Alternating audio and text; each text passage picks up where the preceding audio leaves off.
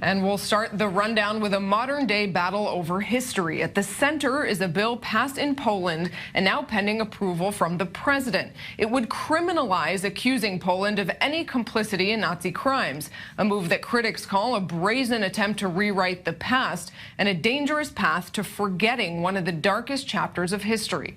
Shortly after the vote, the U.S. State Department came out with a statement saying, "We understand phrases like Polish death camps are inaccurate, misleading, and hurtful, but we are concerned this legislation could undermine free speech and academic discourse. We are also concerned about the repercussions this could have on Poland's strategic interests and relationships, including with the United States and Israel." The Polish foreign minister doesn't seem to agree with that statement from the State Department, saying, "We believe that this legislation will not affect the strategic partnership between Poland and the United States."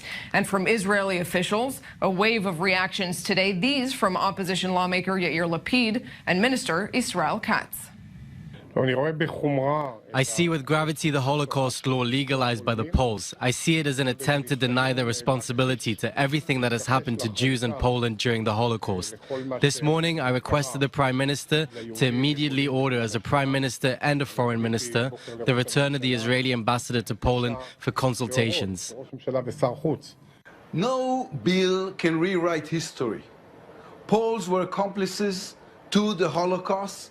Poles snitched on Jews, Poles participated in the Nazi killing machine.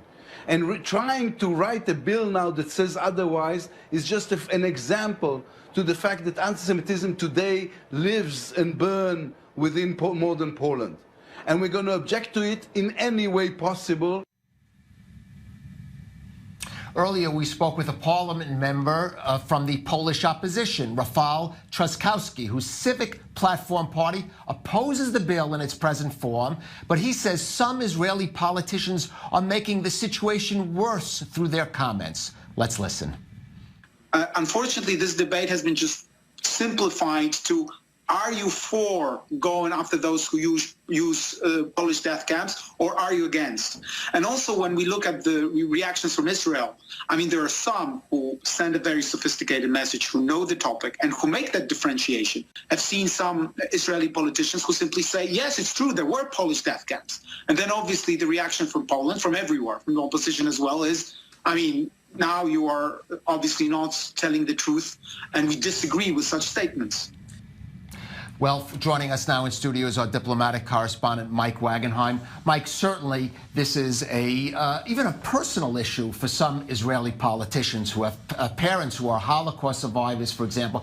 Does that Polish parliament representative have some kind of point there that maybe some of the Israeli politicians are getting a little overheated about the issue and maybe making it harder for people like him? No. First off, he mentioned the Polish death camps. That is, I think, the one issue that Israelis have said, you know what? Polish death camps is a misnomer. It shouldn't be used. It is wrong to use that. The Germans built the death camps. The Germans ran the death camps. Israeli politicians have made that quite clear. We have no problem with that. It's the rest of the bill to eliminate any mention of Polish involvement in the Holocaust that is really driving the anger on the Israeli side. I think the gentleman from Poland has it wrong. I don't think the Israeli problem is with the Polish death camps. And this is the one issue. This is not a trade deal. This is not a budget bill. This is the one issue that unites every Jewish Israeli, is the Holocaust. Everybody has a tie in one way or another to the Holocaust. So I don't think an Israeli politician worth his salt is just going to sit back and wait for this bill to pass and then raise heck afterward. It has to be done now. From what you've seen from the Israeli government so far, how far do you think they're going to take it to try to make their case heard in Poland? Well, this is a tough one for the Israeli government. Benjamin Netanyahu has put a lot of political capital into building relationships in Europe, especially with Central European countries that are right-wing, and some of those have been controversial partnerships. Right-wing governments that have some anti-Semitic roots or still court anti-Semites within the party, and this Polish party, the Law and Justice Party, has been accused of just doing that, of turning a blind eye to a renewal of anti-Semitism in Poland. This is really putting Prime Minister Benjamin Netanyahu in a bind. The foreign ministry, which Netanyahu technically runs, released a tweet today, and Deputy Minister for Diplomacy, Michael Oren, called it tepid. He wants to see more action, and remember, that's Netanyahu's own deputy minister. So this is really putting Netanyahu in a bind. It'll be interesting to see how far he takes this and tries to keep his partnership relationship with Poland intact. All right, Mike Wagenheim, thanks for being with us.